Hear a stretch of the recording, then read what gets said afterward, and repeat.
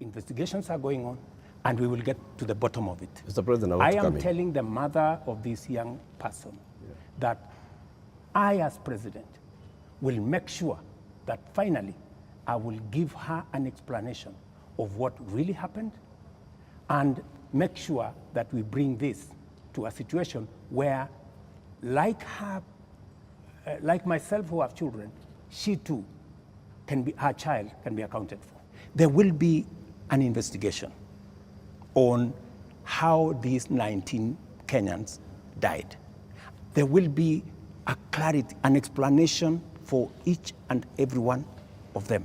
I have told you one situation where somebody accosted the police, took over the firearm, started to shoot at people, endangering the lives of many other Kenyans. He was shot by the police. There is a situation in Parliament. How did the invaders in Parliament?